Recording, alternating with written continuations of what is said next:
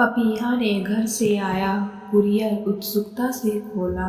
2 layers के नीचे 3 साड़ियां झांक रही थी। तीनों का ही फैब्रिक जॉर्जेट था। एक मटमैले से रंग की थी, दूसरी कुछ धुले हरे रंग की जिस पर सलेटी फूल खिले हुए थे, और तीसरी साड़ी चटक नारंगी थी। पपीहा साड़ियों को हाथ में लेकर सोच रही थी कि एक भी साड़ी का रंग ऐसा नहीं है जो उस पर जचेगा, पर मम्मी, भाभी या दादी किसी को भी कोई ऐसी सिंथेटिक जॉर्जेट मिलती है तो फौरन उपहार स्वरूप उसे मिल जाती है। दीदी तो नाक सिकोड़ कर बोलती हैं, मेरे पास तो रखी की रखी रह जाएगी, मुझे तो एलर्जी है इस स्टफ से, तू तो स्कूल में पहनकर कीमत वसूल कर लेगी। पपीहा धीमे से मुस्कुरा देती थी। उसके पास सिंथेटिक जॉर्जेट का अंबार था। बच्चे भी हमेशा बोलते कि के अंदर भी मम्मी की साड़ियाँ, अलमारी में भी मम्मी की साड़ियाँ। फिर भी मम्मी हमेशा बोलती हैं कि उनके पास ढंग के कपड़े नहीं हैं। आज स्कूल का वार्षिक उत्सव था। सभी टीचर्स आज बहुत सज-धज कर आती थी।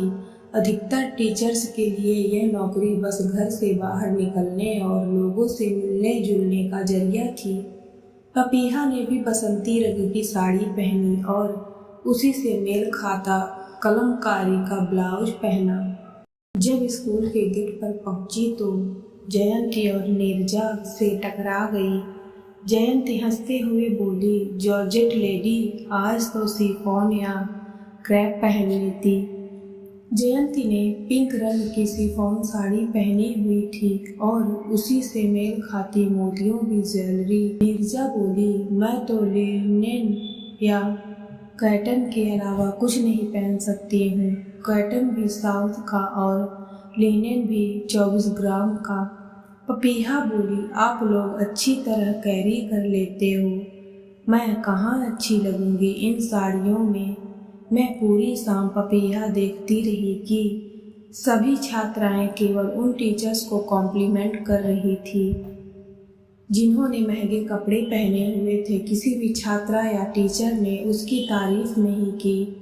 वह घर से जब निकली थी तो उसे तो आईने में भी अपनी शक्ल ठीक ठाक ही लग रही थी।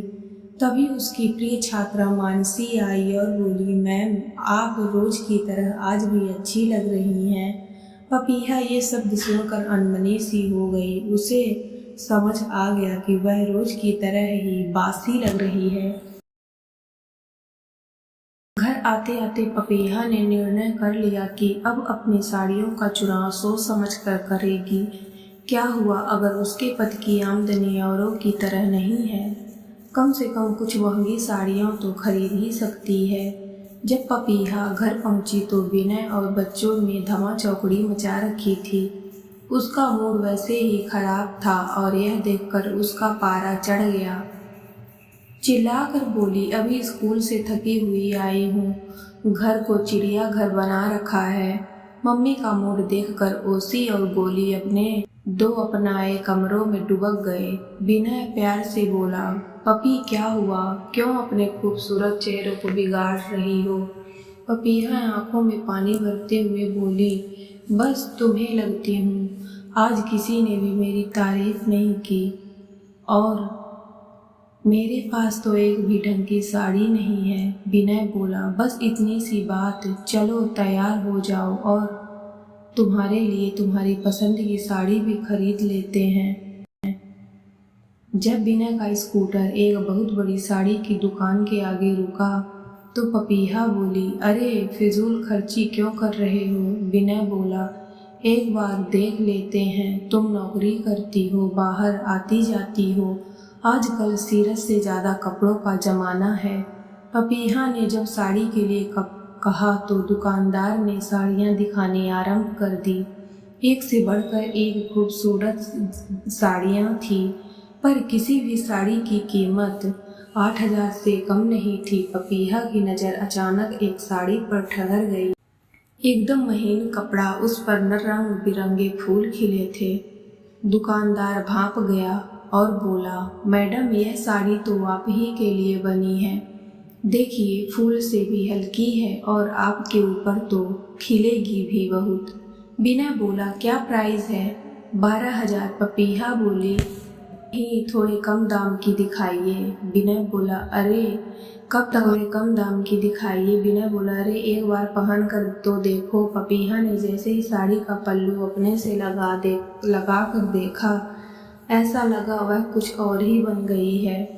पपीहा का मन उड़ने लगा। उसे लगा जैसे वह फिर से स्कूल पहुंच गई है। जयंती और नीरजा उसकी साड़ी को लालसा भरी नजरों से देख रही हैं। राव का समूह उसे घेरे हुए खड़ा है। एक स्वर में बोल रहे थे कि ma'am you are looking so cute. तभी विनय बोला, अरे कब तक हाथों में लिए खड़ी रहोगी? जब साड़ी लेकर दुकान से बाहर निकले तो पपीहा बेहद ही उत्साहित थी।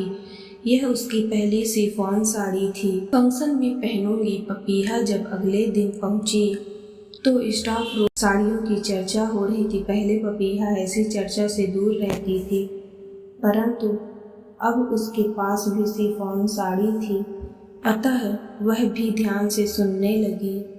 नीरजा शिफॉन के रख रखाव के बारे में बात कर रही थी।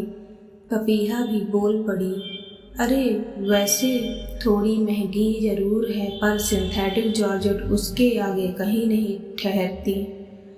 अब पपीहा प्रतीक्षा कर रही थी कि कब वह अपनी शिफॉन साड़ी पहनकर स्कूल जाए।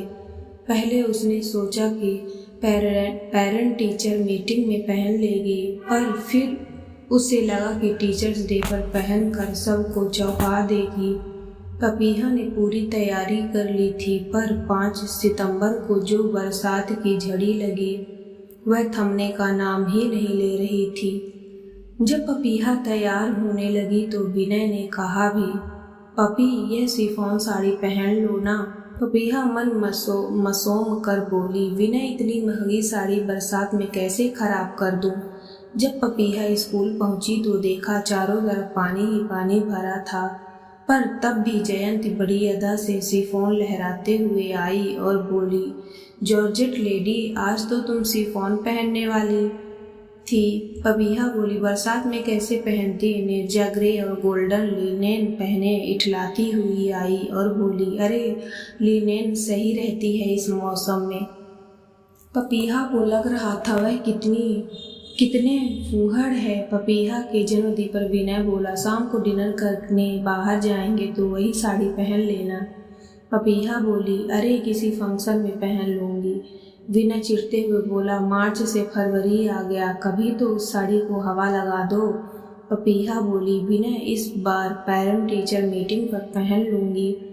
पेरेंट टीचर मीटिंग के दिन जब विनय ने याद दिलाया तो पपीहा बोली, अरे काम में लथड़ पथड़ जाएगी। ऐसा लग रहा था जैसे पपीहा के लिए वह साड़ी नहीं अब तक की जमा की हुई जमा पूंजी हो।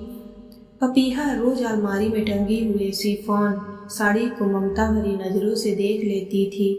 पेरेंट टीचर मीटिंग में फिर पपीहा ने मेहरून सिल्क की साड़ी पहन ली, परंतु कोरोना के कारण स्कूल अनिश्चित काल के लिए बंद हो गए थे। पपीहा के मन में रह रहकर यह ख्याल आ जाता कि काश वह अपनी साड़ी अपने जन्मदिन पर पहन लेती या फिर पेरेंट टीचर मीटिंग में। देखते ही देखते 10 महीने बीत गए, परंतु लॉकडाउन के कारण क्या शिफॉन क्या जॉर्जेट किसी भी कपड़े को हवा नहीं लगी। धीरे धीरे लॉकडाउन खुलने लगा और जिंदगी की गाड़ी वापस पटरी पर आ गई। पपीहा के भाई ने अपने बेटे के जन्मदिन पर एक छोटा सा गेट टुगेदर रखा था। पपीहा ने सोच रखा था कि वह भतीजे के जन्मदिन पर शिफॉन की साड़ी पहन कर जाएगी। जरा भाभी भी तो देखें कि शिफॉन पहनने का हक बस उन्हें ही नहीं है। कितने दिनों बाद घर से बाहर निकलने और तैयार होने का अवसर मिला था। सुबह भतीजे के उपहार को पैक करने के बाद पपीहा नहाने के लिए चली गई। बाहर विनय और बच्चे बड़ी बेसब्री से पपीहा का इंतजार कर रहे थे। विनय शरारत से बोल रहा था, बच्चों आज मम्मी से थोड़ा दूर ही रहना। पूरे 12,000 की शिफॉन पहन रही हैं। वह आधा घंटा हो गया पर पपीहा बाहर नहीं निकली तो विनय बोला, अरे भाई आज की जान लोगी। फिर अंदर जाकर देखा तो पपीहा जार जार रो रही थी। शिफॉन की साड़ी बिस्तर पर पड़ी थी। बीना ने जैसे ही साड़ी को हाथ में लिया तो जगह जगह साड़ी में छेद नजर आ रहे थे। विनय सोचने लगा कि शिफॉन साड़ी इस जॉर्जेट लेडी के हिस्से में नहीं है।